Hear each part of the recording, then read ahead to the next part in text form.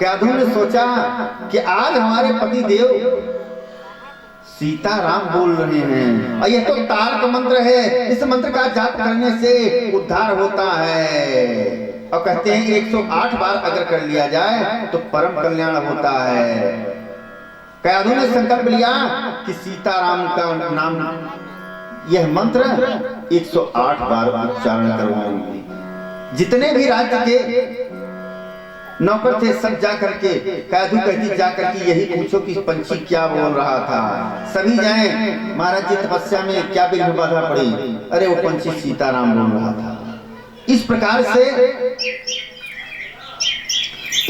से वो कहलवा रही है। और जैसे अंदर जाते हैं, महाराज पंछी क्या बोल रहा था? सीताराम। भोजन करने के लिए जाते हैं, महाराज जी वो बड़ा अटपटा नाम है, हम समझ नहीं पा रहे, क्या नाम बोल रहा था? सीताराम। रात में विश्राम करते वक्त क्या नाम बोल रहा था? ये तो नाम पहली बार सुना, सीताराम। उस रात भर कयाधु ने सीताराम नाम का जाप करवाया, केवल इस प्रकार से, और उसी रात वो गर्भवती हो गई। और जिसके फलस्वरूप विष्णु के भक्त प्रहलाद, क्योंकि संतान कैसी होती है? पति पत्नी के प्रेम की हार्दिक ग्रंथि ही संतान रूप में पंडित होती। उस समय ब्रह्मा कयाधु जो है सीताराम का जाप करवा रही थी और हिरण्यकश्यपु वैर भाव से ही कर रहे थे, लेकिन नाम ले रहे थे तो तारक मंत्र, इसीलिए भक्त प्रहलाद हुए। अगला दिन हुआ, और जैसे अगला दिन हुआ, अगले दिन अब तो हिरण्यकश्यपु चल दिए तपस्या करने के लिए और घनघोर तपस्या कर रहे हैं। किसकी तपस्या कर रहे हैं? ब्रह्मा बाबा की तपस्या कर रहे हैं।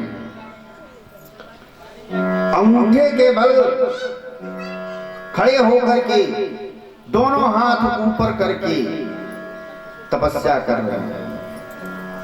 1000 वर्ष तप किया,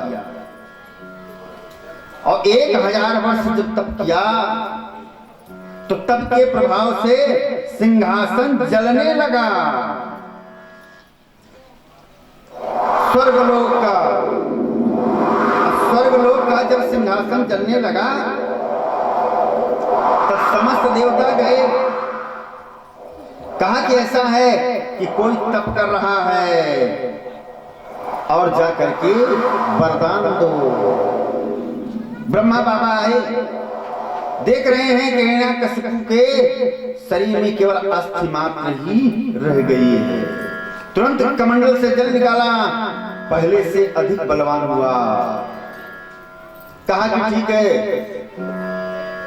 वरदान मांगो, क्या चाहिए? हिरण्यकश्यपु ने कहा कि अगर वरदान देना है तो एक ही वरदान दे दो। कहा क्या? कहा मुझको अमर बना दो। ब्रह्मा बाबा ने कहा क्या बताएं, अमर तो हम स्वयं नहीं हैं। ब्रह्मा तो विष्णु बनाते हैं और हम यह वरदान नहीं दे सकते क्योंकि अमर हम स्वयं नहीं हैं। कहा दूसरा वरदान। हिरण्यकश्यपु ने कहा कि कितने वरदान चाहिए, इसके बारे में बताइए तुमको। कहा कितना वरदान दे सकते हैं? ब्रह्मा जी ने कहा कि इतना घनघोर तुम्हारा तप है कि उस तप से मैं जितना चाहिए उतना वरदान मैं तुमको दे दूंगा। कहा हाँ ये बात है। कहा फिर वरदान दो। कहा मेरी मृत्यु ना दिन में हो ना रात में हो। कहा तथास्तु।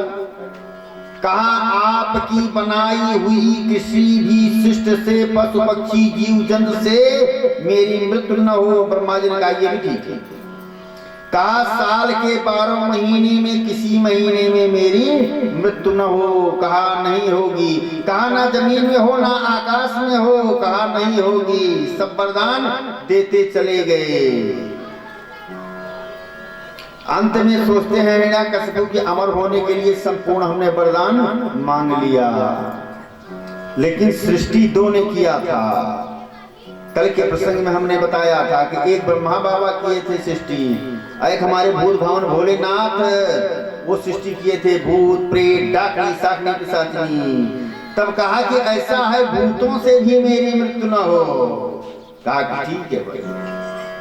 और इस प्रकार से जैसे वरदान पा करके पुनः आए, तुरंत राज्य में घोषणा कर दी कि मेरे राज्य में कोई भी व्यक्ति विष्णु की भक्ति नहीं करेगा, जप नहीं करेगा, तप नहीं करेगा, पूजा नहीं करेगा, पाठ नहीं करेगा, यज्ञ नहीं करेगा, भागवत की कथा नहीं होगी। सबने कहा होगा क्या? कहा कि मैं भगवान हूं। इसी भगवान बनने के चक्कर में आज सब परेशान हैं। जितने भी संत पड़े हुए हैं अपने को जैसे मानने लगे कि मैं भगवान हूं, वैसे भगवान ने दिखा दिया अपनी सत्ता कि तुम भगवान नहीं हो।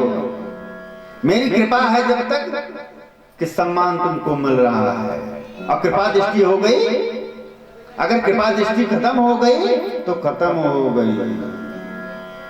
जब तक प्रभु चाहते हैं तभी तक मान लो, जब तक प्रभु कब तक चाहते हैं? जब तक हमारा पूर्व जन्म का तपोबल भाग्योदय है। और जैसे वो क्षीण हो जाता है और वर्तमान में पुनः जब तक पूजा पाठ नहीं कर पाते हैं, कहते हैं क्या बताएं, बहुत पूजा करें, हमारी इच्छा बनती है। कुछ लोग आकर के कहते हैं हमारे जी बहुत पूजा पाठ करें, लेकिन बड़ा व्यस्त जीवन रहता है, समय नहीं मिल पाता। कहां समय मिल पाएगा? माया ने तो कस करके पकड़ लिया है। अब पूर्व जन्म में आपने बहुत पुण्य किया था, इसलिए इस जन्म में उस पुण्य को भोग रहे हैं, और इस जन्म में नहीं कर रहे हैं तो आगे देखेंगे। अरे भगवान के लिए तो समय निकालना अति आवश्यक है। आज जो है तपोबल उदय हुआ, हिरण्यकशिपु का ब्राह्मणों संतों के ऊपर अत्याचार होने लगा कि जो भी संध्या गायत्री करता हुआ ब्राह्मण मिल जाए उसका सर काट दो। कुछ लोग धन वैभव मिल जाने के बाद में घमंड में आ जाते हैं कि हमारे बराबर कोई नहीं। कहा ऐसा है कि जिसको भी जो भी पूजा पाठ करना है केवल हिरण्यकशिपु नाम की माला जपी।